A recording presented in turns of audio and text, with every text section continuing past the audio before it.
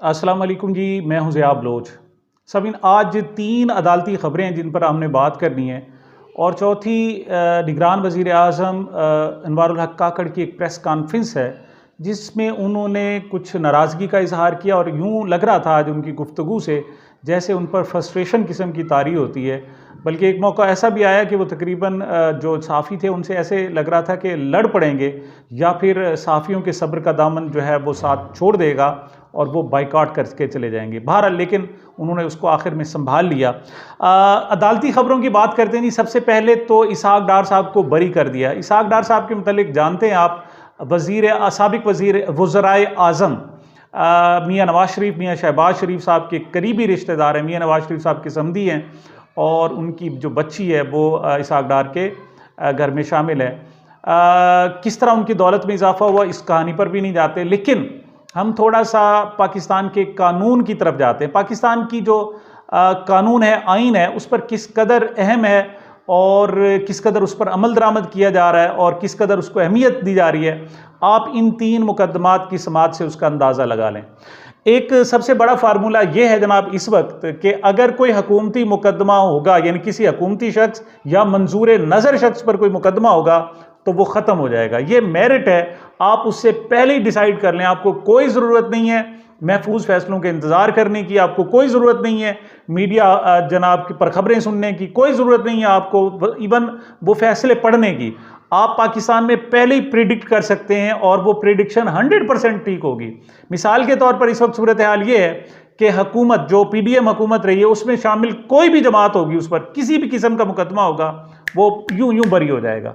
और उसके मुकाबले में जो आम शहरी ख़ास तौर पर PTI से रिलेटेड कोई भी शख्स होगा, उस पर कोई छोटे से छोटा भी इल्ज़ाम होगा तो उसकी आप बरीयत की आप तसव्वुर नहीं कर सकते। बल्कि इवन उसके खिलाफ कोई अगर मुकदमा होता है और वो ख़त्म भी हो जाता है तो कोई बात नहीं, और बहुत सारे जनाब मुकदमात पड़े हैं, एक के बाद दूसरा, दूसरे के बाद तीसरा, तीसरे के बाद चौथा मुकदमा उस पर बनता जाएगा और उसकी रिहाई नामुमकिन हो जाएगी। ये वो सूरत हाल है जो आम शहरियों को बहुत ज़्यादा तकलीफ़ देती है। आम ख़ास तौर पर वो लोग जो पाकिस्तान से मुतल्लिक सोचते हैं, और ख़ास तौर पर ये सोचने वालों की तादाद कुछ कम नहीं है, बल्कि जो सर्वेस बताते हैं वो 80% है जो इस अंदाज में सोचते हैं। वो समझते हैं कि हमारा जनाब जो अदालती निज़ाम है वो बिल्कुल नाकाम हो गया है, बिल्कुल ख़त्म हो गया है और उससे कोई तवक्को नहीं है। वो ख़ास इशारे पे चल रहा है, वो ख़ास असूलों के तहत चल रहा है। उसमें ये नहीं देखा जाता कि ये केस क्या है, देखा जाता है फेस क्या है,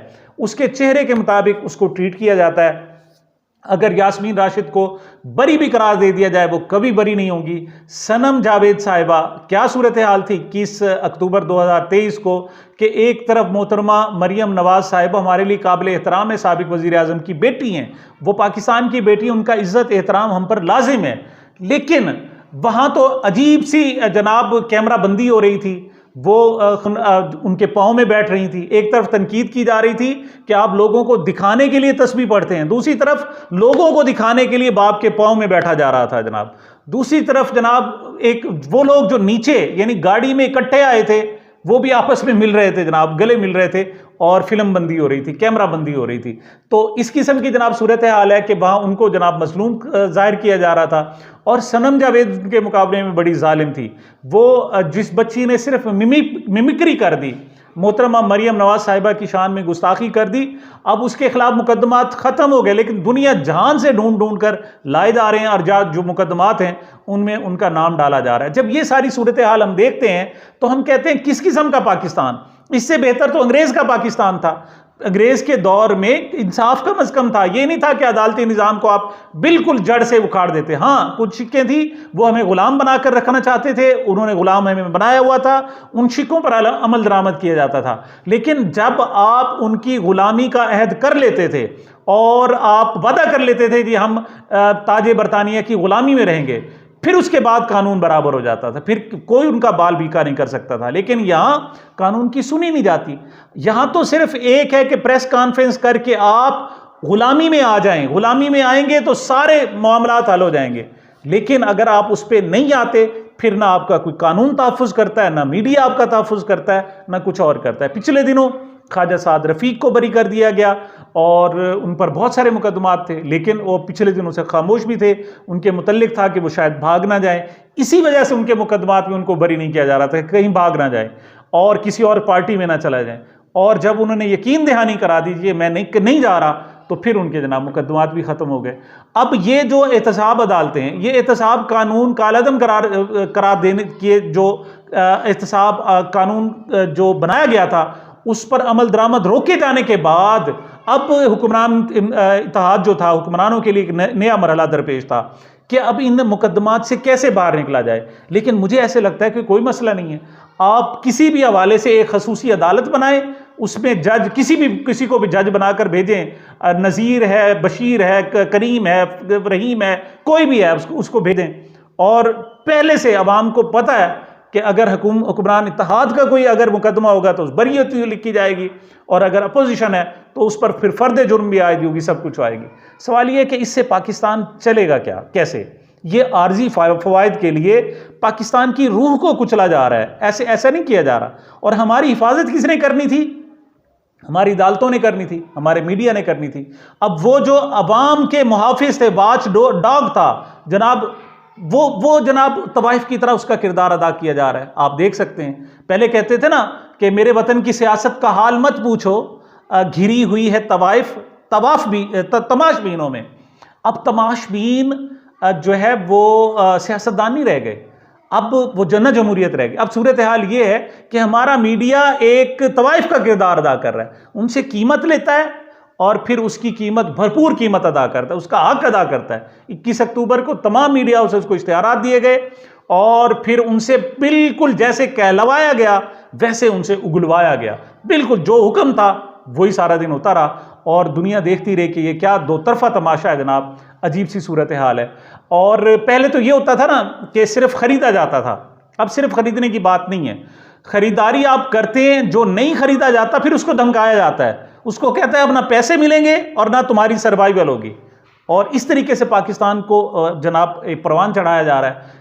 कम से कम 2 नस्लें मुतासिर हो चुकी हैं, आप जेहन में रखें। एक नौजवान नस्ल जो इस वक्त मौजूद है और आने वाली नस्ल है, उसमें सिवाय नफरत के और कुछ भी नहीं आ रहा। ये जनाब जिस किस्म के हमारे अदालती निज़ाम चल रहा है। और मैं जस्टिस काजी फाइज साहब से कहूँगा, वो कहते हैं जी कायद आज़म मेरे अंकल थे जनाब, ठीक है, अब आप पर फर्ज बन गया कि आप कम से कम पाकिस्तान बचाएं। आप जब दावा करते हैं, पाकिस्तान बनाने का दावा करते हैं, तो आप पाकिस्तान बचाने का दावा भी करेंगे।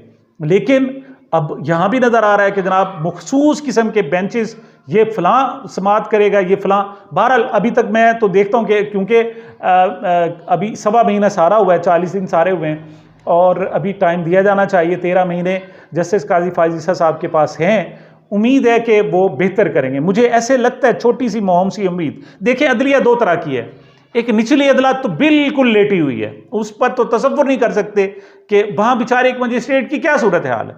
मतलब मोहम्मद जुल्कुरनैन जो हैं, अबुल हसनात मोहम्मद जुल्कुरनैन, जब उन पर अदम एतमाद किया जाता है तो वो कहता है जी मैं नहीं सुनाऊंगा तो कोई और फैसला सुना देगा, यही है, और फिर उस पर मजबूर कर लिया जाता है। लेकिन आला अदलिया में, जिस पर अभी तक एतमाद था कि वहाँ हालात बेहतर होंगे और वहाँ पर ताकतवर को भी नहीं देखा जाएगा, कुचला जाएगा, वहाँ से अभी तक सूरत हाल उस तरह नहीं आ रही जिस तरह आनी चाहिए, बल्कि एक तासुर कायम कर दिया गया। नून लीग वालों ने बार बार अपना तासुर फैला दिया, जनाब ये चीफ जस्टिस ऑफ पाकिस्तान चूँकि मुस्लिम लीग नून के हैं, लिहाजा अब उनका ही सिक्का चलेगा, किसी और का नहीं। कोई जमहूरियत नहीं होगी, शख्सी आमरीत होगी और उनका सूरत हाल चलेगी। आज इसी हवाले से जनाब वज़ीर आज़म, निगरान वज़ीर आज़म अनवारुल हक काकड़ से सवाल किए गए। उन्हें 4 सवाल किए। उन्हें कहा जी ये बताएं, ये तासुर आप क्यों दे रहे हैं कि आप एक ख़ास पार्टी नून लीग का आप जनाब सपोर्ट कर रहे हैं? तो उस पर उन्हें कम से कम 4 मिसालें भी दी। उन्होंने कहा जी ये क्यों ऐसा होता है कि नादरा खुद चला जाता है और उसके बाद जनाब SP को सैल्यूट करता है। SP मतलब एक मुजरिम को नवाज शरीफ आता है, उसको लाहौर एयरपोर्ट पर बाकायदा SP जाकर सैल्यूट करता है। वहाँ से हाई कमिश्नर बरतानिया में जो पाकिस्तान का हाई कमिश्नर है, वो एजाज़ के साथ उन्हें रुखसत करता है और आगे तमाम सरकारी मशीनरी उनके लिए जनाब फर्श राह होती है। और उसके मुकाबले में कहना में, लाहौर के कोने में PTI को वर्कर्स कन्वेंशन नहीं करने दिया जाता है। इतना खौफ है। इस पर जनाब मुश्तइल हो गए अनवारुल हक काकड़ साहब। उन्होंने कहा जी आपको दुनिया के कोई और मसाइल ही नहीं है, मैं चाइना से आया हूँ, आपने चाइना की मेरी क्यों बात नहीं की, आपने ग्वादर की क्यों बात नहीं की, आपने फलां की क्यों बात नहीं की, आप ये सियासी बयान क्यों करते हैं। मतलब उल्टा आकर उन्होंने चढ़ाई कर दी। और फिर बाद में उन्होंने जनाब आकर मीडिया के लत्ते लिए उन्होंने, और मेरे ख्याल में वो ठीक थे कि जब आपको ख़रीदा गया तो आपकी अहमियत नहीं। उन्होंने कहा जी मालकान आपकी अहमियत क्या है, आपकी तो कोई अहमियत नहीं है, असल मालकान की अहमियत है, उनके खिलाफ कोई साफ़ी बोल नहीं सकता, उधर से जो हुक्म आता है वैसे हुक्म पूरा किया जाता है। तवाइफ होती है ना जी, उसको आप पूरी कीमत अदा करते हैं 2 घंटे के लिए, 4 घंटे के लिए, 10 मिनट के लिए, फिर वो जो भी 2-4 घंटे होते हैं वो सिर्फ आपके होते हैं, फिर आपकी मर्जी है आप उस तवाइफ को जिस तरह मर्जी इस्तेमाल करें, उसे 1 पाँव पे नचवाएं, उसे 2 पाँव पे नचवाएं, उससे गाने गवाएं, उस पे जनाब जो मर्जी उसके साथ सलूक करें, और वो भरपूर तरीके से कंसंट्रेट करती है। ये हमारी मीडिया की सूरत हाल है। उसको चूंकि बोली लगाई गई है उसकी, लिहाजा वो नाच रही है, और जैसे हुक्मरान कर कहते हैं हमारा मीडिया नाच रहा है। यही तो वजह है कि सोशल मीडिया पर हमारी बातें सुनी जाती हैं, वरना सोशल मीडिया की तो कोई अहमियत नहीं थी। हमने भी अपनी पूरी ज़िंदगी जनाब गुजार दी हमारे नेशनल मेन स्ट्रीम मीडिया में, लेकिन अब पता चला कि उसकी अहमियत नहीं है, लिहाजा सबको इधर आना पड़ गया है। तो जनाब वज़ीर आज़म साहब भी मेरा ख्याल फ्रस्ट्रेशन का शिकार हो गए, और उन्होंने उसका जो जवाब दिया वो था जी नहीं ऐसा नहीं हो जाती, नादरा के जाने से कौन सा क़यामत आ गई है, और मुझे नहीं पता किसी एक आदमी ने सल्यूट कर दिया होगा। तो उस पर दोबारा सवाल किया कि उन्होंने कहा हज़रत नाराज़ ना हो जाएं, जान की अमान पाएँ तो हम आपसे कहें ये छोटा मसला नहीं है, ये सिर्फ नादरा का बंदा नहीं गया वहाँ पर, हुकूमत चल के गई है, अदालत चल के गई है, इसको सिंबॉलिकली देखें, इसकी अहमियत है इसकी। इस पर भी वो मुश्तइल हो गए। उन्होंने कहा जी क्या बेहूदगी फैला रखी है, बेहुदा सवालात किए जा रहे हैं, ये किया जा रहा है, वो किया जा रहा है, इस किस्म की जनाब बातें थी। लगता है ऐसा था कि उन पर फ्रस्ट्रेशन किस्म की तारी है, और मैं चीफ जस्टिस साहब से कहूँगा कि आपको मामलात ठीक करना पड़ेंगे। ऐसा नहीं है मेरे मुंह में खाक, लेकिन पाकिस्तान कमज़ोर हो रहा है, और बहुत ज़्यादा तेज़ी से कमज़ोर हो रहा है। इसको अगर आपने ना संभाला तो पाकिस्तान नहीं संभला जाएगा। अल्लाह ना करे, हमारी दुआ है कि क़यामत पाकिस्तान सलामत रहे, हमारी जानें कुर्बान, हमारी औलाद इस मुल्क पर कुर्बान, लेकिन इस तरीके से नहीं चलेगा जिस तरीके से आप पाकिस्तान चला रहे हैं। नफरतें बढ़ रही हैं, लोग यहाँ से जाना चाह रहे हैं, अब बरमला ऐलान कर रहे हैं कि हम अपनी औलाद को यहाँ नहीं रहने देंगे। ऐसा क्यों हो रहा है, ये हम सब के लिए लम्हा फिक्रिया है। दूसरी तरफ हम देखें जनाब तो फ़र्द जुर्म आयद कर दी गई, एक्सपेक्टेड था, उसमें कोई जनाब मामला नहीं था। फ़ौजी अदालतों में अलबत्ता सिविलियन ट्रायल को गैर कानूनी करार दे दिया गया।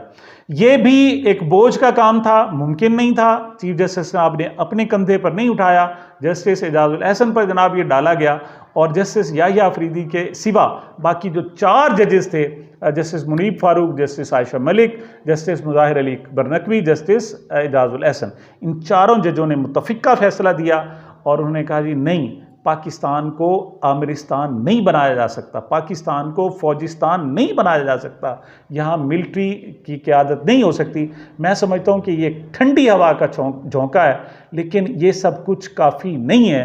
पाकिस्तान को बचाने के लिए सबसे जो पहला इस वक्त रोल अदा करना होगा वो chief justice of Pakistan supreme court को अदा करना होगा, और उसके सफ़े सालार जो हैं वो चीफ जस्टिस काजी फ़ाइज़ ईसा साहब हैं। ये मेरी अब तक की गुजारिशात थी। मुझे मेरे इस चैनल को अपनी मोहब्बतों और दुआओं में याद रखिएगा। मिलते हैं छोटे से वक्फे के बाद।